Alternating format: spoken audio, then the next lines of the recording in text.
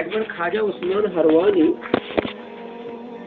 রহমাল্লাহ খোদার ইশকে বিভোর হয়ে চলতে চলতে অগ্নি উপাসকদের মন্দিরে ঢুকে পড়লেন।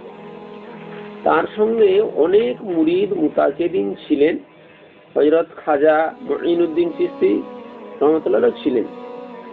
অনেকক্ষণ দেরি হচ্ছে, উনি আর বেরোচ্ছেন না। অন্যান্য মুরিদরা ভাবলেন পীর তো আমাদের খারাপ হয়ে গেছেন, গোমরা হয়ে গেছেন ইত্যাদি। এক এক করে তারা সকলেই পালিয়ে গেল।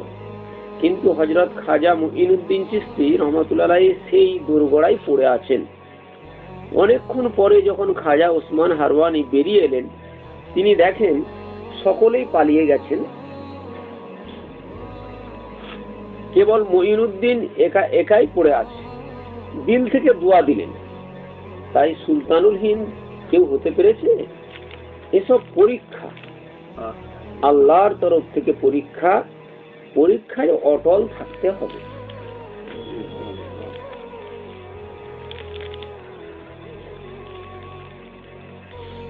যাই হোক, সেই বুজুর্গ লোকটি পরের দিন আবার উঠেছেন তাহাজ্জুদের নামাজ পড়ার জন্য। মুরিদ তখন তাকে বলছেন, হুজুর আজ আর উঠে কি হবে? কাল তো আল্লাহ আপনাকে বলেই দিয়েছেন যে যাই করো কিছু কবুল হবে না। পীর সাহেব তখন তাকে বলছেন, ভাই আর কোনো ঠাঁই যদি থাকতো, আর যদি কোনো দরওয়াজা থাকতো, তাহলে সেখানেই উপর হয়ে পড়তাম। আল্লাহ যদি কবুল না করে যাব কোথায়? একে বলে তাওহীদ। ঈমান যাদের কমজোর তারা করে কি, আল্লাহকে ধরে আর হবে না, চলো এবার মাজারে যাই, দরগায় গিয়ে পড়ি, নাউজুবিল্লাহ।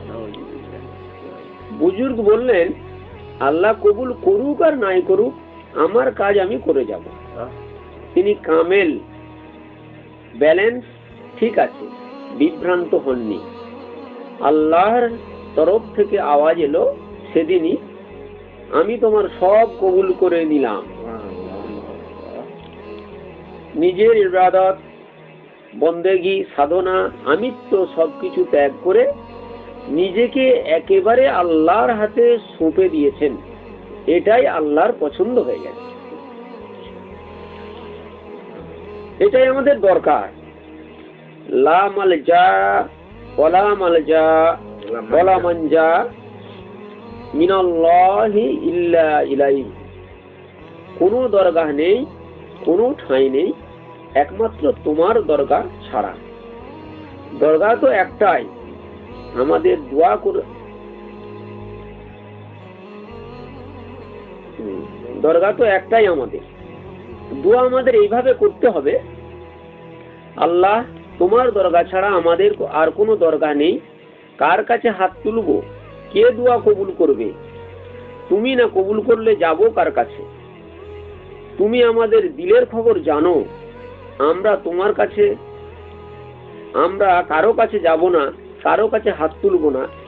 একেবারে নম্রতার সঙ্গে আল্লাহর সামনে নিজেকে পেশ করতে হবে। হযরত শাহ আবুল মাআলি একটা ঘটনা, তার একজন মুরিদ হজ্জে গিয়েছিলেন। হযরত শাহ আবুল মাআলি মুরিদকে বললেন, বাবা তুমি যখন মদিনা শরীফে রাসূলুল্লাহ সাল্লাল্লাহু আলাইহি ওয়াসাল্লামের মাজার মুবারকে যাবে, আমার তরফ থেকে সালাম দেবে। তিনি তাই করলেন। মদিনা শরীফে রাসূলুল্লাহ মাজার মুবারকে গিয়ে পীরের তরফ থেকে সালাম দিলেন। তখন রাসূলুল্লাহর মাজার থেকে শব্দ হচ্ছে, তোমার বিদাতি পীরকেও আমার সালাম দিও। বিদাতি বললেন এই কারণে যে ওই পীর সাহেব সীমা শুনতেন। ওই সীমার বিকৃত রূপ হচ্ছে আজকালকার কাওয়ালি।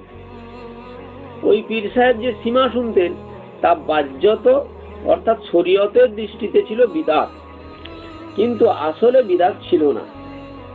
এখন মুরিদ কিভাবে বলবেন যে আপনাকে বিদআতি পীর বলেছেন? বেয়াদবি হবে। তাই লজ্জায় বলতে পারছেন না। তিনি এসে বললেন, হুজুর রাসূলুল্লাহ সাল্লাল্লাহু আলাইহি ওয়াসাল্লাম আপনাকে সালাম দিয়েছেন। উনি কিন্তু আল্লাহর তরফ থেকে কাশফে জানতে পেরে গেছেন যে রাসূলুল্লাহ সাল্লাল্লাহু আলাইহি ওয়াসাল্লাম কি জবাব দিয়েছেন।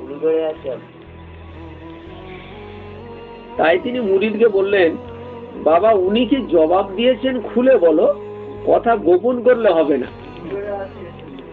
মুরিদ বললেন, হুজুর আপনার তো মালুম হয়েই গেছে, আপনি তো বুঝতে পারছেন, আবার আমার মুখ থেকে সে কথা বার করতে চাচ্ছেন কেন?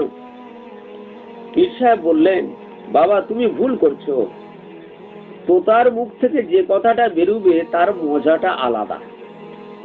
গাল দিলেও শুনতে ভালো লাগে, খারাপ কথা বললেও শুনতে ভালো লাগবে। শেষে বাধ্য হয়ে মুরিদ যখন বললেন যে হুজুর সাল্লাল্লাহু আলাইহি সাল্লাম আপনাকে বিদআতি পীর বলেছেন, সেই পীর সাহেব আনন্দে নাচতে লেগে গেছেন। একেই বলে মোহাব্বতে রাসূল। যদি সত্যিকার মোহাব্বত না থাকতো, যদি আশেক না হতেন, তার রাগ হতো, হুজুর সাল্লাল্লাহু আলাইহি সাল্লাম আমাকে বিদআতি পীর বললেন। একজন বক্তা, তার নাম বলছি না, খুব বক্তৃতা করতেন। অনেকদিন আগের কথা বলছি, তখন আমিও খুব ওয়াজ করতাম। একদিন তিনি বলছেন, একজন পীরের কাছে বয়াত হয়েছিলাম, এখন তার কাছে যাওয়া আসা ছেড়ে দিয়েছি। আমি তাকে জিজ্ঞেস করলাম কেন? তিনি উত্তরে বললেন, কোন একজন লোককে উনি বলেছেন যে, পীর সাহেব বলেছেন যে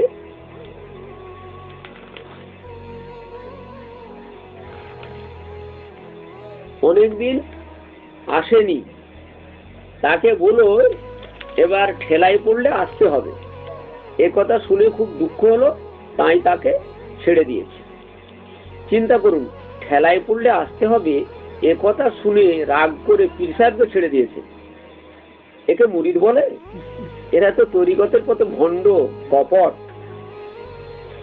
এলাহাবাদে হযরত মাওলানা ওসিউল্লাহ রহমতুল্লাহ আলাইহির পাশে বড় বড় নামকরা আলেম থাকতেন। তাদের পিঠে থাপ্পড় দেখলে তো তোমরা তাজ্জব হয়ে যাবে। জোশের সময় মাঝে মাঝে মারধর করে হাঁপিয়ে পড়তেন। বসে পড়ে বলতেন, আমি মারছি কেন জানো? আমার নিজের লোক সব এরা, আমি মারলেও এরা পালাবে না। কিন্তু নতুন লোকেদের তিনি এটা করতেন না। একটা নওজোয়ান ছেলে পাশে বসে থাকতো, তার মাথায় মাথা ঠেকিয়ে আদর করতেন, কারণ মারলে সে তো পালিয়ে যাবে। সে এখন কাঁচা আছে, একেই বলে ইশক। যতই খারাপ বলুক না কেন, তার কাছে ভালো লাগবে, তিক্ত কথা হলেও মিষ্ট লাগবে, একে বলে মোহাব্বত। এই মোহাব্বত থাকলে, আকীদা থাকলে তবে কাজ হবে।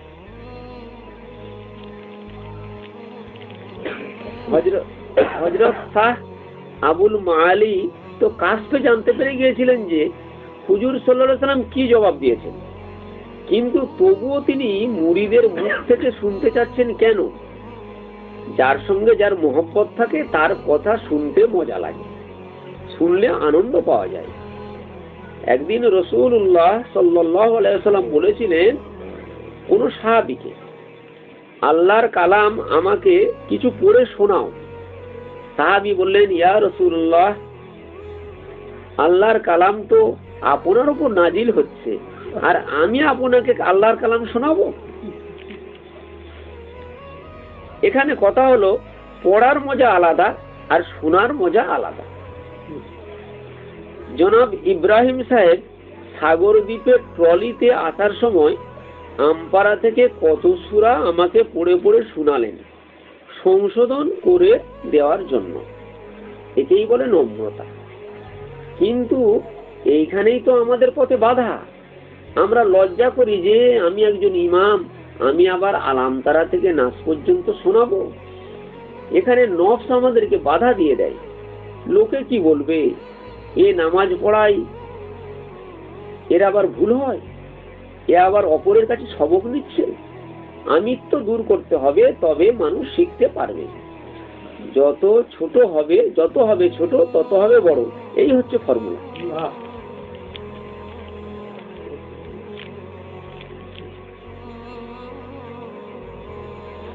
হযরত হাজী সাহেবের কাছে, হাজী সাহেব বলতে আমাদের সিলসিলার হাজী ইমদাদুল্লাহ রহমাতুল্লাহ আলাইহি,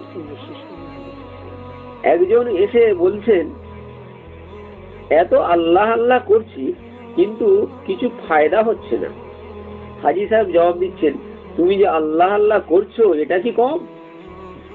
তুমি যে বারে বারে আল্লাহ আল্লাহ করে যাচ্ছ এটা আল্লাহর ভালো লাগছে, তাই তিনি তোমাকে আবার আল্লাহ আল্লাহ করার তৌফিক দিচ্ছেন। যদি তোমার আল্লাহ আল্লাহ বলাটা তিনি পছন্দ না করতেন তাহলে পুনরায় তোমাকে আল্লাহ বলার তৌফিক তিনি দিতেন না।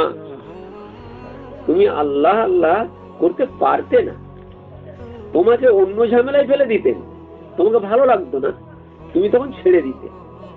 যে লোক আমার কাছে এলে আমাকে ভালো লাগে তাকে বলি আবার আসতে, তাকে আবার আসতে অনুরোধ করি। আর যাকে আমার ভালো লাগে না সে এলেই তাকে বলি এখন কাজ আছে, অনেক ঝামেলা আছে, এখন যাও, অন্য সময় আসবে। আল্লাহ যাকে ভালোবাসেন তাকে বারে বারে ডেকে নেন তার দরবারে, বেশি বেশি করে তাকে আল্লাহ আল্লাহ করার তৌফিক দেন।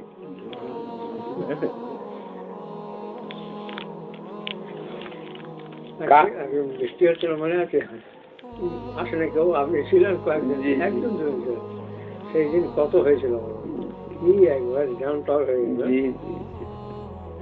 তখন কি আল্লাহ আল্লাহ কোথায় দেখিয়ে দেবেন কি হচ্ছে এসব। কাকের কঠোর রব বিষ ঢালে কানে, কোকিল অখিল প্রিয় সুমধুর গানে। যার আল্লাহ আল্লাহ করাটা আল্লাহর কাছে মিষ্টি লাগবে, কোকিলের গানের মতো মধুর লাগবে, তাকে আল্লাহ আরো তৌফিক দেবেন যে ও আরো আল্লাহ আল্লাহ করুক। আর যার আল্লাহ আল্লাহ করা আল্লাহর কাছে ভালো লাগবে না তার জবান আল্লাহ বন্ধ করে দেবেন যে থাক, তোকে আর আল্লাহ আল্লাহ করতে হবে না। কাজে আল্লাহ আল্লাহ করার তৌফিক যে হচ্ছে এটাই তো বড় ফায়দা, এর চেয়ে বেশি ফায়দা কি চাও? আর এটাই আল্লাহর তরফ থেকে তোমার জবাব। পিপাসা আমার দরকার, তার ফল কি হবে তা আমার দেখার দরকার নেই, একথা সবসময় মনে রাখতে হবে। লোকে বলে এতদিন আল্লাহ আল্লাহ করছি কিন্তু কই কিছু পেলাম না, এ তো খুব ডেঞ্জারাস কথা। তুমি যে আল্লাহ আল্লাহ করছো এতে খুশি হও যে আল্লাহ আমাকে তৌফিক দিয়েছেন। কেউ কেউ খুব সরল থাকেন, তারা বলেন এত আল্লাহ আল্লাহ করছি কিন্তু কিছু পাচ্ছি না। তাদের সরলতার কারণে তারা এসব কথা বলেন, তারা এসব বোঝেন না। বেশি সরল হওয়াও ভালো না, হুঁশিয়ার হতে হবে।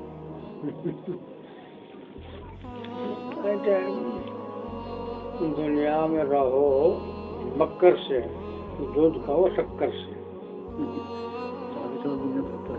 दुनिया में रहो मक्कर से, এখানে মক্কর মানে ধোকা দিবে তা নয়, চালাক শ্রেষ্ঠ হয়। এখানে মক্কর শব্দ হলো এখানে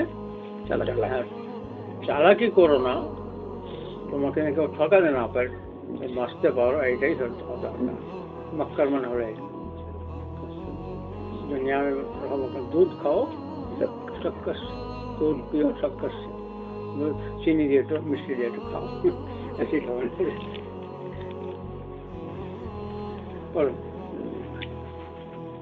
হুঁশিয়ার হতে হবে, চৌকস হতে হবে।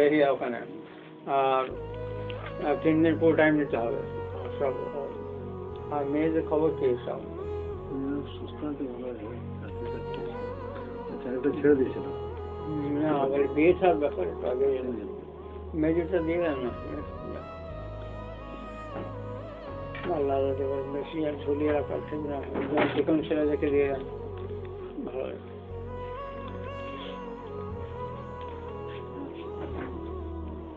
দোয়া করবেন মজলিসের জন্য, আমার জন্য, সব ভালোভাবে সব সুন্দরভাবে করিয়ে আছে। হ্যাঁ, ওখানে সকলে দাওয়াত দেবেন হাজি সাহেব। হযরত মৌলানা রহমাতুল্লাহ আলাইহি বলতেন, তালেবে ইলমরা খেদমত করতে জানে না। উত্তরপ্রদেশে প্রচন্ড ঠান্ডা পড়ে, সেখানে উজু বা ইস্তেঞ্জার সময়ে উস্তাদরা তালেবে ইলমদের পানি গরম করে দিতে বলেন। যারা বেওকুফ তালেবে ইলম তারা পানি এমন গরম করে দেবে যে অস্থির করে দেবে। হযরত মৌলানা প্রায়ই বলতেন, मैं सादा आदमी था लोगों ने चालाक बना दिया। আমি সরল লোক ছিলাম, কিন্তু লোকে আমাকে চালাক করে দিয়েছে। এখন আমি চালাক হয়ে গিয়েছি। তালেব এলেম ভোলাভালা আছে, পানি খুব গরম করে ফেলে, কিন্তু আমি আগে হাত ঢেলে দেখে নিই যে কতটা গরম হয়েছে। কাজেই খেদমত করতে গেলেও হুঁশিয়ার হতে হবে, তা না হলে ফল উল্টো হয়ে যাবে। আমি সারপুরে গিয়েছিলাম, দিল্লি 12 বছর আল্লাহ এরকম করেছেন, আল্লাহ শুক্রিয়া। খেদমত করতে খুব ভালো লাগলো। আমার নানা যিনি আঁকিতে আছে, আমার আমি পা টিপতাম যখন মাদ্রাসায় টিফিন হতো।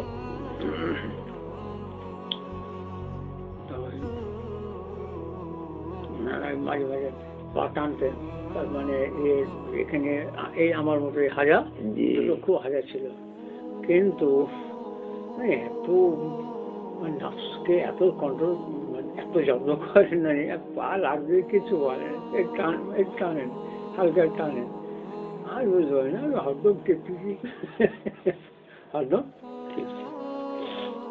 তারপরে নারীদের একজন বলছেন, নানার পায়ে তো হাজা আছে, সেই কারণে সেই যখন এই টিপির হাজায় লাগে আর ইয়েটা আঙ্গুলে, নানা একদিন বললেন না যে সব লাগছে ওখানে, ওখানে লাগছে। নানা পাখা করতাম, রাত্রে গরম হলে আরাম করতাম, ঘুম লাগতো না, পাখা নামাতাম, হাত বন্ধ দিতাম না। বুঝলাম যারা জুতো ঘুরবে তাদের জুতো লোক ঘুরবে, যারা খেদমত করবে তাদের কেউ খেদমত করবে না। খেদমত কোনি अगर मखदूम होगी, তুমি খেদমত করো, যদি তুমি খেদমত নিতে চাও, তাহলে খেদমত নেওয়ার জন্য উদ্দেশ্য নয় যে তোমার খেদমত করবে, তুমি এড়াতে পারবে না, না চাইলেও তোমার করবে। এখন হযরত মজলিসে কি আমার খেদমত করার মানসিকতা ছিল, আমি একটু লাজুক ছিলাম, তবুও যারা মূল কর্মকর্তা ওখানে হবে তাদের কাছে আমি বললাম যে আমার একটু খেদমতের সুযোগ হবে না। মসজিদকে বলে খেদমতের, মসজিদ আব্বাল হলেন জাকারিয়া মশলা, একটু খেদমত করো, রাত্রেবেলা সব মজলিস হয়ে গেলে তারপরে শরীর অসুস্থ থাকতো, ভারী শরীর, খেদমত করতেন সব। তখন আমাকে কত শান্তভাবে বুঝে বললেন যে যারা খেদমত করেন তার নিয়ম পদ্ধতি জানা আছে, আপনার নেই, আপনি হয়তো নতুন মানুষ, তাহলে আরামের থেকে কষ্ট বেশি হয়ে যাবে, সেই কারণে আপনি লেট করেছেন নাকি পেয়ে যাবেন। আর কি সুন্দর বুঝলেন। আমার আল্লাহ একবার সুযোগ করে দিয়েছেন, একবার আল্লাহ সুযোগ করে দিয়েছেন। হযরত এই বসে আছেন, আমি এই বসে আছি, তো হযরত এখানেই বসছেন, বসে আছি, বসে থেকে বসছেন, আমি এবার বসে আছি, হযরত এখানে বসছেন। আলহামদুলিল্লাহ। হযরত ভারী শরীর ছিলেন, মাঝে মাঝে একবার এ পাশে এরকম করতে হাতে, এ পাশে তো পাটি ছিল, তো পাটি হাতে ধাক লেগে যাবে, হাত নরম শরীর। আমার শ্বশুরের দেওয়া একটা মানে রুমাল ছিল, সেইটা নিয়ে সেখানে যে হাত তুলে নিতেন, সেই সময় তারা যে হয়তো পায়ে যখন দরকার একটু লাগুক, আচ্ছা হয়তো দোয়া নেবার জন্য এ করতে। এবারে পাখা চলছিল তখন গরমের সময়, এক পাখাটা বন্ধ হয়ে গেছে, তা আমি তাল পাতা সামনে ছিল নিয়ে বাতাস করতে গিয়ে বাতাস করছি আমি। এবার তো এই অনেকক্ষণ পরে বাতাস এসে গেছে, পাখা এসে গেছে, তা আমার কিন্তু প্রাণ ভরছে না, তো আমি তো ওদিকে পাইনি, কেন পাখা চালিয়ে যাচ্ছে, আমি কিছু মনে করিনি। লোক ঠিকই বলবে পাখা চলছে, আমি পাখা বন্ধ। হযরত আমার দিকে তাকিয়ে বলছে, ভাই पंखा तो चल रहा है, আবার গেলাম। মানে খেদমত করার জন্য আবার জ্ঞান রাখা দরকার। যে কথাটা বললেন এলাহাবাদ হুজুর, পানিটা চাটলে এরম হয়, আমি আনাড়ি তাকে একদম খেদমত করতেছি, আনাড়ি তো আমরা আনাড়ি কাল হয়ে গেছি। নানার মাকে কোষ্ঠকাঠিন্য ছিল একটু, ওই কারণে মাথা কোষ্ঠকাঠিন্য হলে মাথা টিপটিপ করে রাখো, পায়খানা ঠিক ক্লিয়ার না হলে। নানা এই একদম ফর্সা মানুষ, টুকটুকে মানুষ, আর শিরাগুলো সবুজ ভাবে ফুলে উঠতো সব, বুঝতে পারতাম। আর নানি বলতেন, কোনো সময় তো খেদমত চাইতেন না, আমি সুযোগ পেলে ছাড়তাম না, টিপে দিচ্ছি টিপে দিচ্ছি। আর গা এত তুলোর মতো, গা হাতটা টাঙ্গুলো সব তুলোর মতো। তা চাপতে চাপতে এখন আমি জানতে পারিনি, ওর মনে হয় চামড়াটা উঠে গেছে। হ্যাঁ, এই শিরাটা শুধু শিরাটা চাপছি, শিরাটা ফুলে আছে, হ্যাঁ শিরাটা কখন কমে যাবে সেই চেষ্টা করছি।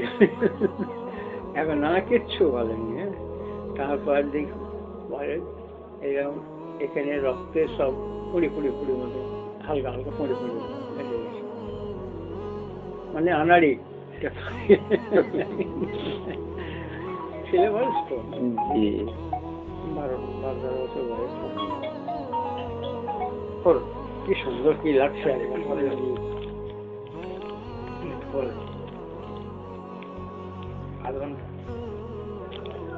সাদা সিধে হওয়া, সরল হওয়া ভালো কোন দিক দিয়ে?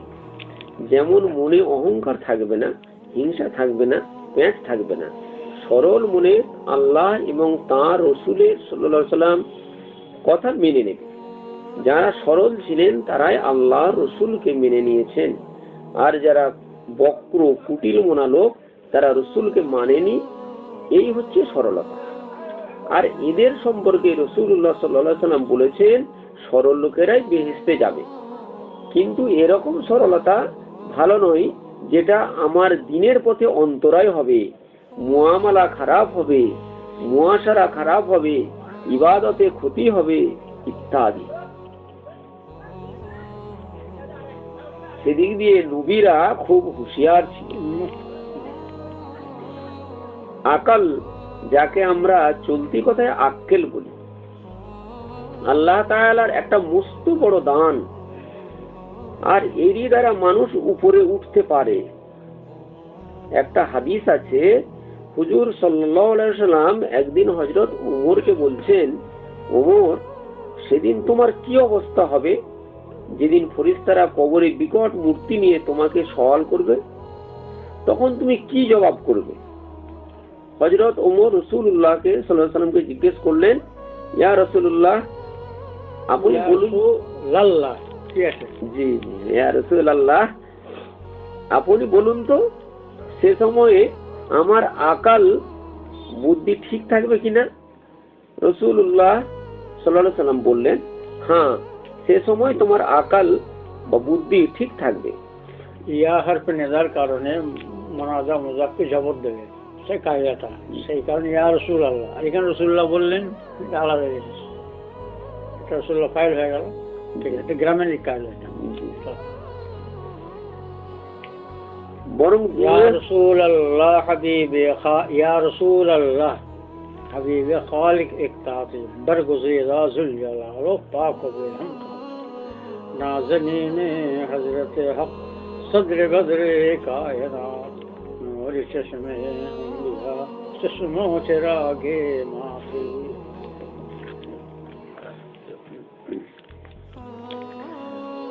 হযরত ওমর, আপনি বলুন তো, ইয়া রাসূলুল্লাহ, আপনি বলুন তো, সে সময় আমার আকাল বুদ্ধি ঠিক থাকবে কিনা? রাসূলুল্লাহ সাল্লাল্লাহু আলাইহি সাল্লাম বললেন, হ্যাঁ, সে সময় তোমার আকাল ঠিক থাকবে, বরং দুনিয়ার থেকে আরো প্রখর হবে। হযরত ওমর উত্তর করলেন, কবরে যদি আমার আকাল ঠিক থাকে তাহলে আর ভয় কিসের? আকলের দ্বারাই কামিয়াব হয়ে যাব ইনশাআল্লাহ। রাসূলুল্লাহ সাল্লাল্লাহু আলাইহি সাল্লাম বললেন না যে, তোমার এই কথা ঠিক নয়, কি তুমি ভুল বলেছো। তিনি চুপ হয়ে গেলেন। তিনি জানতেন যে ওমর সত্যিই আকালমন্দ লোক। কেউ হয়তো বলবে যে আমরাও তাহলে বুদ্ধির দ্বারাই সেখানে পেরিয়ে যাব, কিন্তু না, দুনিয়ার বুদ্ধি সেখানে খাটবে না। দুনিয়ার চালুগিরি, চিটিংবাজি, প্রতারণা ও বিদ্যা সেখানে চলবে না। এখানে আকাল বলতে কোন আকাল? আকাল ফিদ্দিন, অর্থাৎ দিনের আকাল, দিনের সঠিক দিনের সমঝ যদি থাকে তাহলে চিন্তা নেই। যে সমঝের অভাবে হযরত বায়েজিদ বুস্তামি রহমাতুল্লাহর মতো একজন বিখ্যাত আলেম ও আবেদের পদস্খলন হয়েছে, তার একটু সমঝের অভাব ছিল। হযরত বায়েজিদ বুস্তামি রহমাতুল্লাহ যখন কবরে গেছেন, আল্লাহ পাকের তরফ থেকে সম্বোধন হলো, বায়েজিদ দুনিয়াতে তোমাকে পাঠালাম, তুমি কি নিয়ে এলে? উনি তো ছিলেন মশহুর আলেম, উনি জানতেন যে কোন আমল বা ইবাদতের কথা, কোন আমল বা ইবাদতের কথা যদি পেশ করি আল্লাহ তাআলা তার খুব ধরলে উপায় থাকবে না। তাই সারা জীবনের কোন আমল ও ইবাদত, কোন ইবাদত উনি পেশ করতে, কোন আমল ও কোন ইবাদত উনি পেশ করতে পারলেন না। এদিকে খুব চালাক ছিলেন, হুঁশিয়ার ছিলেন। উনি দেখলেন যে কোন আমল, কোন ইবাদত পেশ করা যাবে না একমাত্র তৌহিদ ছাড়া। তৌহিদ মানে কি? তৌহিদ কথার অর্থ হলো এক আল্লাহতে বিশ্বাস, যে সমস্ত ক্ষমতার মালিক আল্লাহ, হায়াত আল্লাহর হাতে, মৌত আল্লাহর হাতে, রোগ আল্লাহর হাতে, আরোগ্য আল্লাহর হাতে, সুখ আল্লাহর হাতে, দুঃখ আল্লাহর হাতে, সম্পদ আল্লাহর হাতে, বিপদ আল্লাহর হাতে, সবকিছুই আল্লাহর হাতে। আল্লাহর বিনা হুকুমে কিছু হয় না, গাছের পাতাটুকুও নড়ে না। একেই বলে তৌহিদ বা ঈমান। উনি সেইটাই আল্লাহর দরবারে পেশ করলেন। আল্লাহকে বললেন, ওগো আল্লাহ, আমি কিছুই আনতে পারিনি তোমার দরবারে, শুধু এনেছি তৌহিদটুকু, অর্থাৎ যা কিছু হয় সব আল্লাহর হুকুমেই হয়, এই বিশ্বাস বা ঈমান।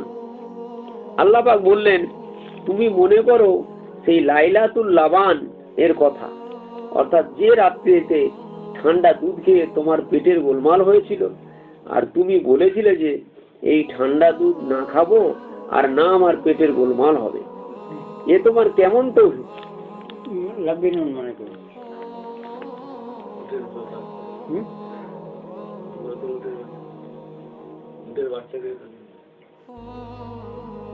বেনতে লবণ মানে কি?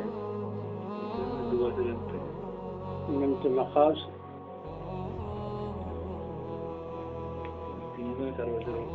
লাবিন মানে হলো ইট, লাবানুন মানে লবণ মানে হলো না, আরবি লাবানুন মানে হলো ইট, আর লাবানুন মানে হলো দুধ। লাবানুন যাব বাইজে।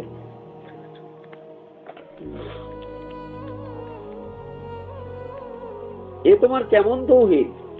পেটের গোলমাল তো আমার হুকুমে হয়, আর তুমি বললে ঠান্ডা দুধ খেয়ে তোমার পেটের গোলমাল হলো। যখন আল্লাহ পাক তৌহিদটাও কেটে দিলেন, উনি তো একেবারে হতবুদ্ধি। এবার কি পেশ করবেন উনি? আর তো কিছুই নেই। ভয়ে উনি কোনো আমল পেশ করলেন না, শুধু তৌহিদটুকু পেশ করলেন, কিন্তু আল্লাহ পাক সেটাও কেটে দিলেন। কথায় বলে, যেখানে বাঘের ভয় সেখানে সন্ধ্যা হয়। যাই হোক, তখন উনি একেবারে চুপ হয়ে গেলেন। আল্লাহকে বললেন, ওগো আল্লাহ, আমার আর কিছুই নেই।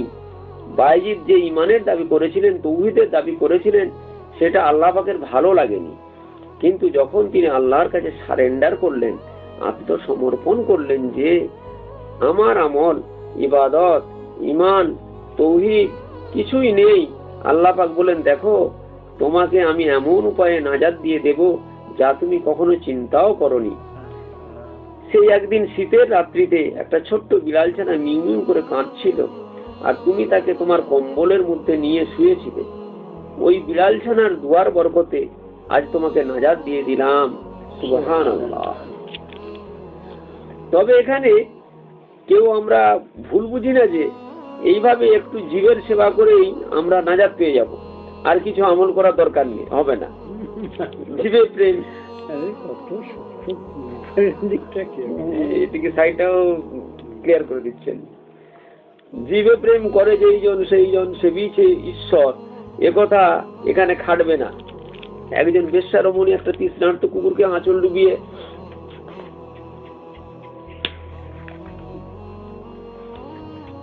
কুয়া থেকে পানি তুলে খাইয়ে বেহেশতি হয়েছিল। লোকে বলবে যে একজন বেশ্যা রমণী যদি তৃষ্ণার্ত কুকুরকে পানি খাইয়ে বেহেশতি হয়, আমাদের আর আমল ও ইবাদতের কি দরকার? আমরাও এইভাবে কিছু একটা করে বেহেশতি হয়ে যাব। কিন্তু না, এখানে কথা ভালো করে বুঝতে হবে যে আমরা সব ইবাদত করে যাব, সব নেক আমল আমাদের করে যেতে হবে। হুকুকুল্লাহ, হুকুকুল ইবাদ, আল্লাহর হক আর বান্দার হক সব আদায় করে যাব।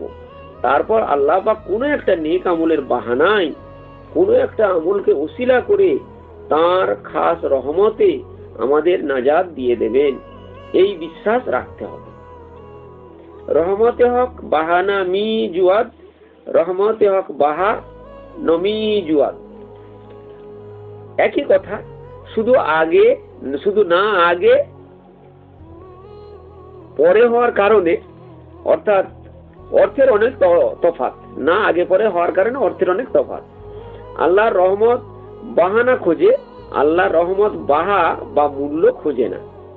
বাহা মানে মূল্য, রহমত বাহানা মি জয়াদ একসাথে হচ্ছে বাহানা, আর ওখানে রহমত বাহা নামি জয়াদ, নামিটা ওদিকে দেওয়া হবে।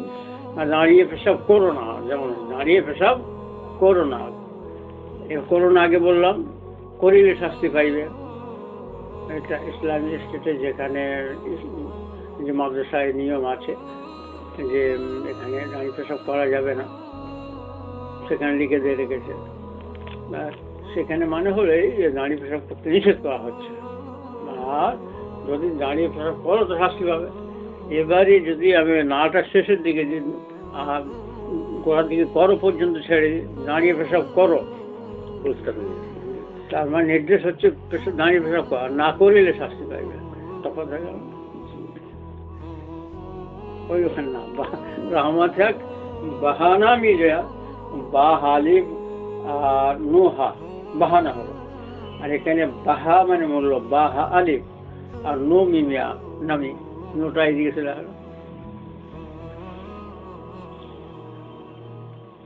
তুমি কত বড় আলেম হয়েছো, কত বড় আবেদ হয়েছো, কত ইলম শিখেছো, কত দিনই খেদমত করেছো, এই মূল্য, এই কোয়ান্টিটি আল্লাহ দেখবেন না। তার রহমতে কোনো একটা নেক আমলের বাহানায় তুমি বেড়া পার হয়ে যাবে। হযরত হাজী সাহেব বলতেন, তুমি ভিক্ষা করবে, তোমার ঝুলি কোথায়? ভিক্ষা আনতে গেলে তো ঝুলি চাই, সেরকম আল্লাহ রহমত পেতে গেলেও ঝুলির দরকার। তাই সব ইবাদত বন্দেগী করে যাব, সব নেক আমল করে যাব। আল্লাহ কোনটাকে কবুল করবেন, কোনটাকে উপলক্ষ করে নাজাত দেবেন, তা তিনিই জানেন। হযরত ওমর বলেছিলেন যে কবরে আকল থাকলে আমার কার্যোদ্ধার হয়ে যাবে। এখানে আকল বলতে সে আকল, যে আকল বা সমাজের সমাজে সামান্য একটু অভাবে বায়েজিদের মতো বিখ্যাত আলেম ও আবেদেরও ঠেকে গিয়েছিল। কিন্তু হযরত ওমরের এ ধরনের ভুল ইনশাআল্লাহ হবে না, কারণ রাসূলুল্লাহ সাল্লাল্লাহু আলাইহি সাল্লামের সোহবতে থেকে তিনি পূর্ণ আকলমন্দ হয়েছিলেন। তার জ্ঞান পূর্ণ হয়েছিল। আমাদেরও আজ পূর্ণ জ্ঞান হলো তো? বলুন আলহামদুলিল্লাহ। প্রত্যেককেই এই খেয়াল রাখতে হবে, যতই আমল করি, যতই ইবাদত করি, যতই দিনী খেদমত করি, আর তার উপর কিচ্ছু ভরসা নেই, সকলেই এই ইয়াকিন রাখুন, নাজাত আমি পাবো ইনশাআল্লাহ আল্লাহর রহমতে। আল্লাহ যদি জিজ্ঞেস করেন তুমি কি এনেছো, বলবে ও আল্লাহ, কিছুই আনতে পারিনি, শুধু তোমার রহমতটুকু এনেছি, তোমার রহমতই আমার ভরসা। এগুলোই হচ্ছে আমাদের দিনের পথের পাথেয়। খুব ভালো করে মনে রাখতে হবে, খুব ভালো করে মনে রাখতে হবে। আল্লাহর উপর নির্ভর, আল্লাহর উপর তাওয়াক্কুল, আল্লাহর রহমতের উপর ভরসা করে থাকলে আল্লাহ নিশ্চয়ই তার বান্দাকে জবাব শিখিয়ে দেবেন। তা না হলে কবরে যেসব প্রশ্ন করা হবে তার জবাব দুনিয়াতে মুখস্থ করে যাব, আর কবরে গিয়ে জবাব দিয়ে দেব, ও সেখানে চলবে না। দুনিয়ার মুখস্থ সেখানে কাজে আসবে না। মেয়েরা ছেলেবেলায় মুখস্থ করায়, মান রব্বুকা রব্বুন আল্লাহ, মান দিনুকা দিনুন আল ইসলাম, মান নবিউকা নবিউনা মুহাম্মদ সাল্লাল্লাহু আলাইহি ওয়াসাল্লাম। কিন্তু দুনিয়াতে যতই মুখস্থ করে যায়, আমল না থাকলে কিছু কাজ হবে না। আমল থাকলে আল্লাহ জবাব শিখিয়ে দেবেন, আল্লাহ মুখ দিয়ে বলাবেন। একটা পাখি, একটা পাখি, ময়না পাখি, তার বা একটা টিয়া পাখি, দেশে খুব বাচ্চা বেলায় থেকে ধরে রাখতে হবে, ধরে তার পরিবেশ থেকে আলাদা করে পিঁজরায় রাখতে হবে। তার খাওয়া যেটা ফড়িং, অন্যান্য কিছু দানা আদঙ্ক এগুলো খেত, সেগুলো খাওয়া বন্ধ করে দিতে হবে। আর দুধ, এই ছাতু এবার গুঁড়ো করে সেইটা এইগুলো খাওয়াতে হবে। এবারে পিঁজরের উপর একটা কাপড় দিয়ে রাখতে হবে। আর রাখার পরে এবার বাইরের তার অন্যান্য পাখি সেখানে কিচিরমিচি তার কাছে কিছু করতে পারবে না, বাইরে কোনো আসর তাতে যাবে না। এরকম করার পরে তারপরে একটু একটু সিটি দিতে হবে, আস্তে আস্তে সিটি দিতে হবে, ও সিটি দেওয়া শিখবে। তারপরে একসাথে বড় বড় বাক্য দিলে হবে না, বাবা বাবা এরম বলতে হবে, কাকা কাকা এরম বলতে হবে, দাদা এই ছোট ছোট অক্ষরগুলো শেখাতে হবে, মা মা এরম শেখাতে হবে।